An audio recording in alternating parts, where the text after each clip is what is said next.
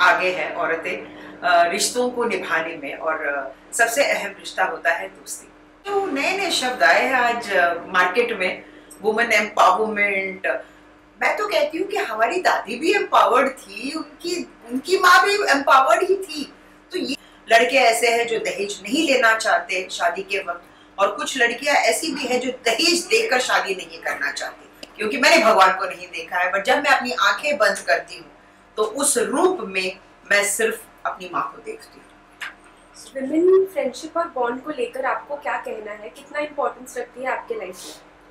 Women और friendship go hand in glove, because friendship के बिना और वुमेन के बिना तो दोस्ती हो ही नहीं सकती।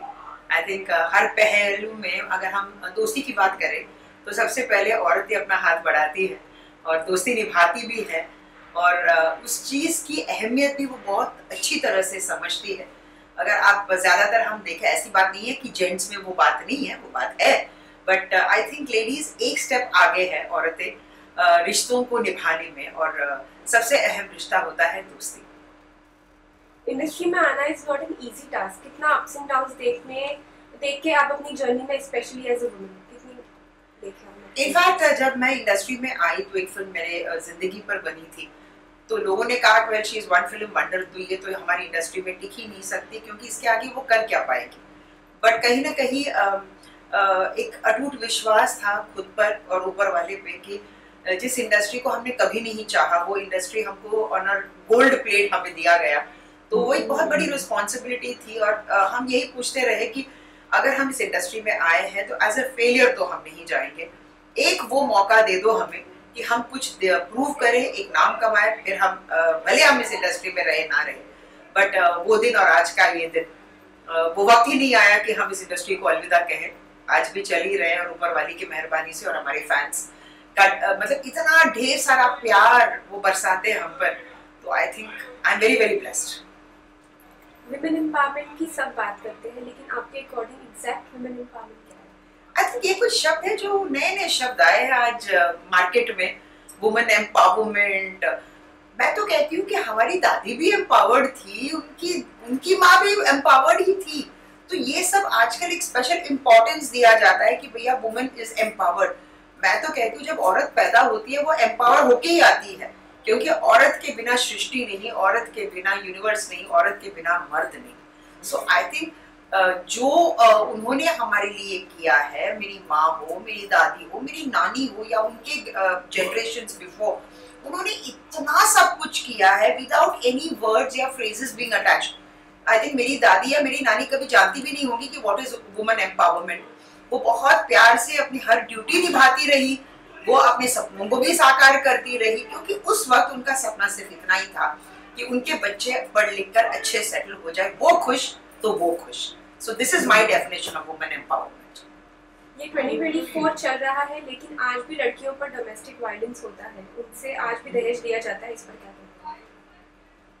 ये एक सिस्टम बहुत वक्त लगेगा, लोग जागरूक जरूर हुए हैं, बट इस सिस्टम को कम्प्लीटली अबैंडन करना मुझे थोड़ा सा मुश्किल लग रहा है। But I am so happy कि कम से कम आज जो जनरेशन है, जो लड़के हैं या फिर लड़कियां हैं, लड़के ऐसे हैं जो दहेज नहीं लेना चाहते शादी के वक्त, और कुछ लड़कियां ऐसी भी है जो दहेज देकर शादी नहीं करना चाहती।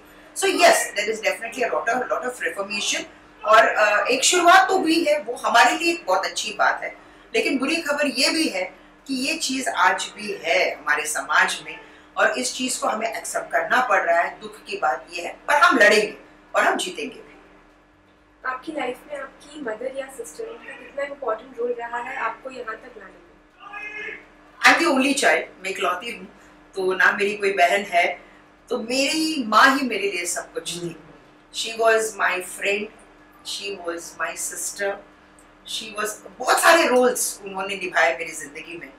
ऑल इन ऑल मैं यही कहूँगी कि जब जब मुझे ऐसा लग रहा था कि मैं टूट रही हूँ या मैं गिरूंगी, वो एक हाथ था जो हमेशा मेरे पीछे रहा, एक बहन बनकर, एक माँ बनकर, एक पिता बनकर, एक दोस्त बनकर, एक सपोर्टर बनकर।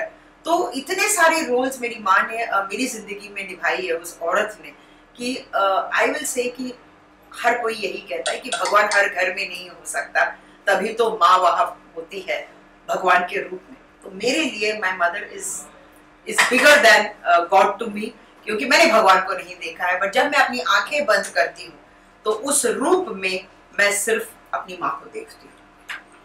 टेलीविजन के थ्रू हम कई लोगों का माइंडसेट बदल सकते हैं टुवर्ड्स वुमेन। ऐसे कौन से शो या कहानी आनी चाहिए जो लोगों को इंस्पायर करे? आई थिंक हमारी खुद की कहानी जो कलर्स में आ रही है, डोरी, वो अपने आप में बहुत इंपॉर्टेंट संदेश देने की कोशिश कर रहे हैं हम। And I am so happy कि लोग इस फॉर्मेट को, इस स्टोरी लाइन को एक्सेप्ट कर रहे हैं, क्योंकि जब हमने शुरुआत की थी तो लोगों ने यही कहा कि ये सब्जेक्ट बहुत ही आउटडेटेड है, तो कोई एक्सेप्ट नहीं करेगा। आज 2024 में कौन देखता है कि बच्चे पर इतना अत्याचार होता है? बट नहीं, हम ये नहीं बोल रहे कि बच्चों पर अत्याचार करो, हम ये बोल रहे कि बच्चों पर जो अत्याचार हो रहा है उसे बंद करने के लिए हम ऐसे सीरियल्स लेकर आएंगे जो ना सिर्फ एंटरटेनमेंट है बट एक स्ट्रॉन्ग सोशल मैसेज के साथ हम आपके पास आए हैं। और हम शुक्रिया कहना चाहते हैं कि आपने हमारे सीरियल को बहुत अच्छे से एक्सेप्ट किया है। हम यही चाहेंगे कि बस डोरी जैसी जितनी बच्चियां हैं, अगर आप कोशिश करके एक बच्ची को भी बचा सकते हैं तो हमारा ये जो सीरियल है, जिस मकसद से हमने ये सीरियल की शुरुआत की है, उसमें हम सफल हो जाएंगे। एक वुमेन्स डे का special message from one strong woman Sudha Chandran to all the strong women out there, be proud to be a woman.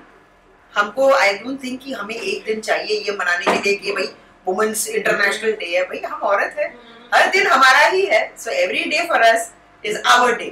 So happy Women's Day.